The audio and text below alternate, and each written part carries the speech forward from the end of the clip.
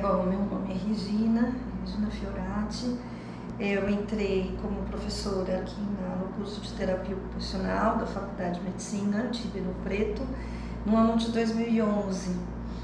E eu entrei justamente numa vaga que era referente à terapia ocupacional social, que é uma área de terapia ocupacional que trabalha, que é voltada para populações vulnerabilizadas socialmente. Então, eu já vinha numa trajetória, minha trajetória inicial era da saúde mental, mas no decorrer das minhas atividades de docência, primeiro na UFSCar, depois na Uniara, eu fui migrando para a área de terapia ocupacional social.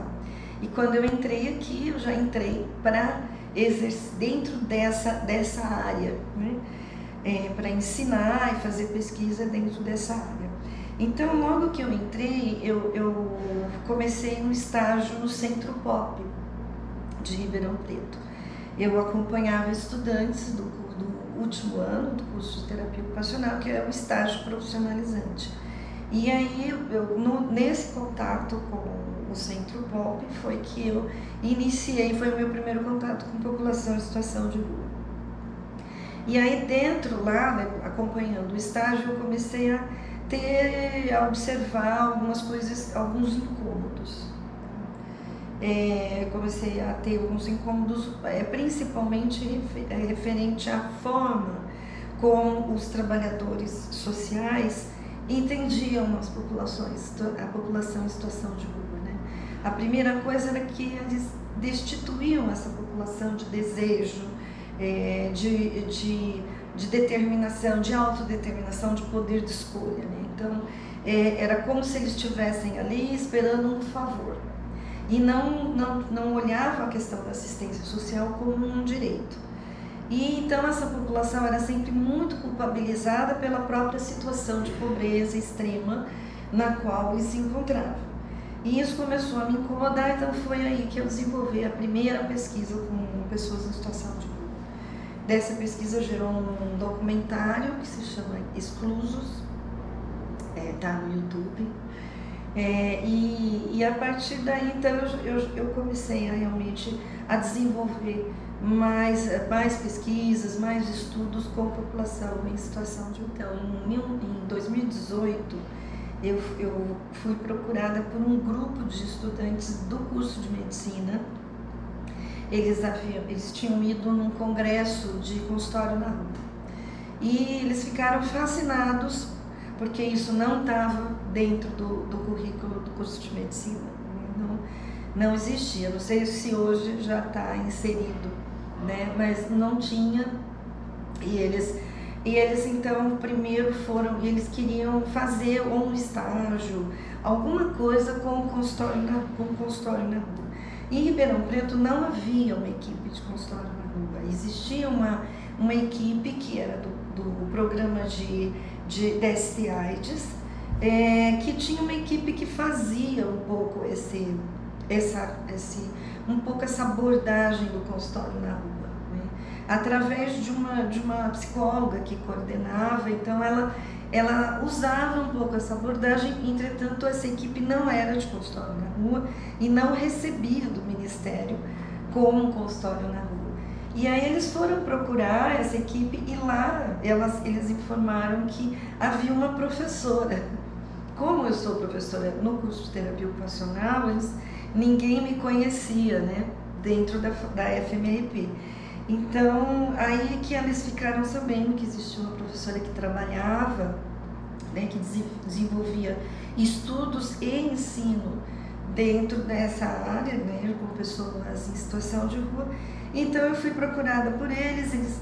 Inicialmente assim, eles queriam se aproximar de um consultório na rua, mas ainda não tinham um pouco uma ideia formada do que poderia ser feito.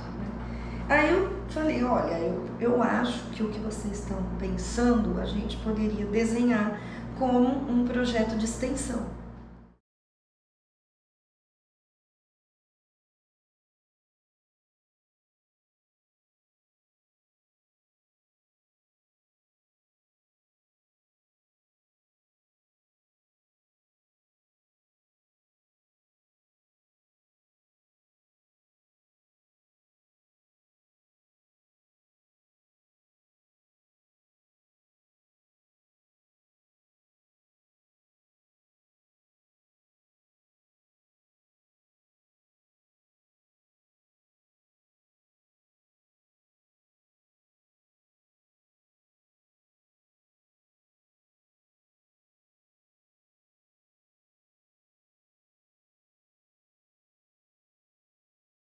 cidade, como era o Reação, o projeto Reação.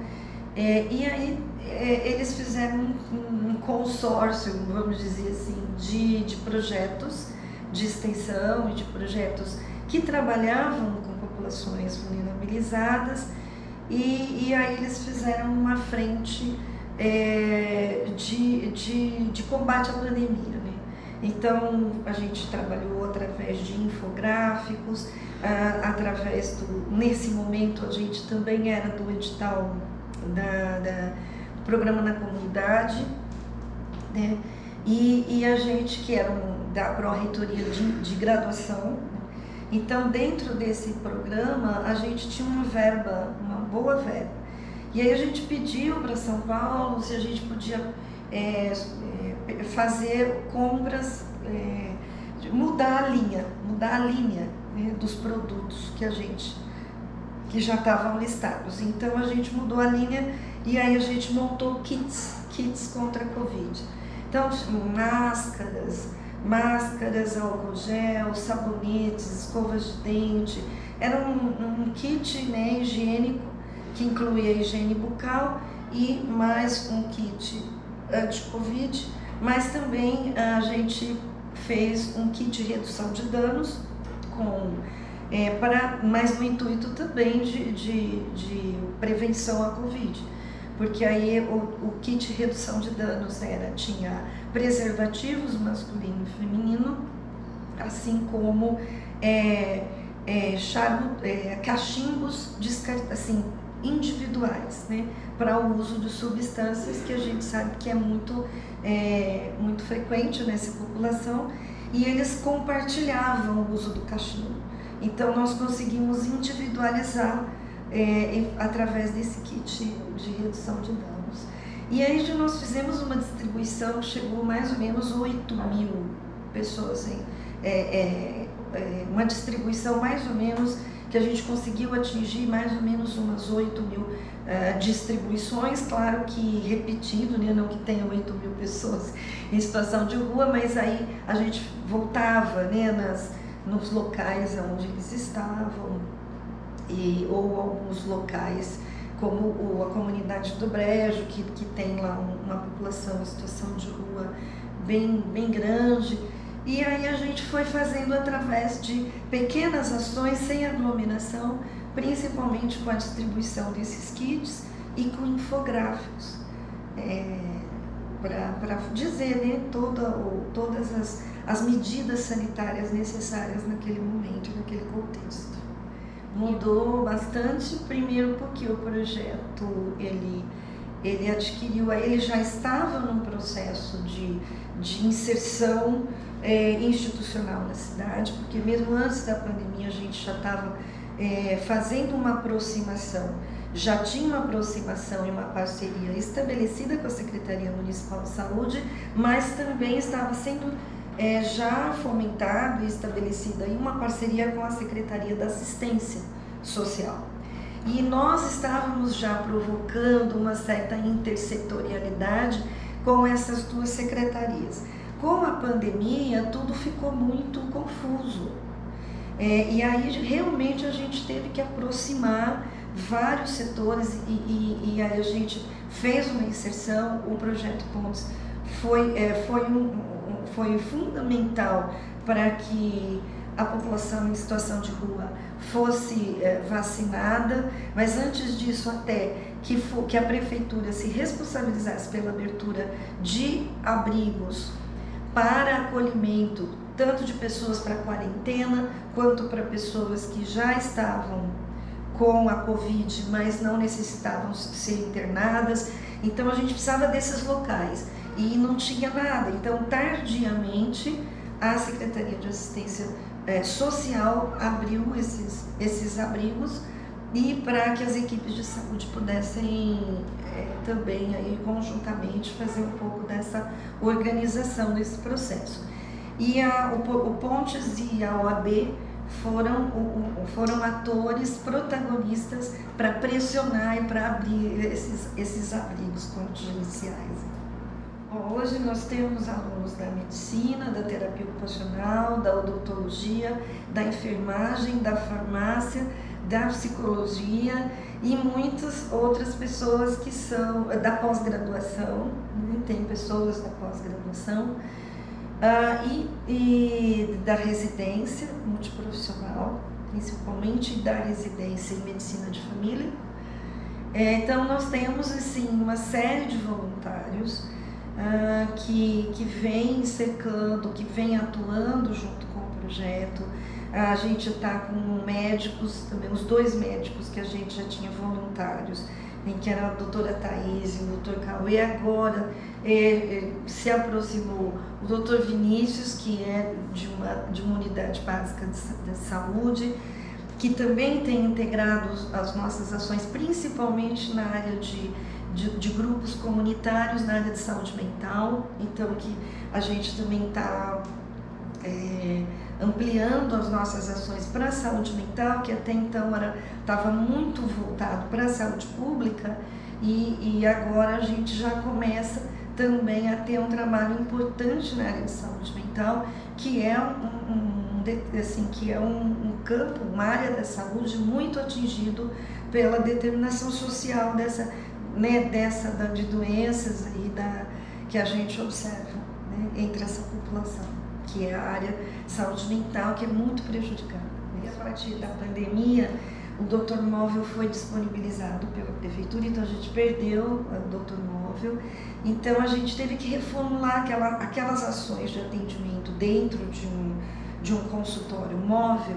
Ela foi reformulada, então a gente começou a atuar junto com o consultório, e nesse meio de termo também foi montada uma equipe formal de consultório na rua, na modalidade, acho que 1, né? E aí a gente começou a atuar junto. Então o Projeto Pontes teve uma atuação muito importante na colaboração com o consultório na rua, na vacinação da população em situação de rua.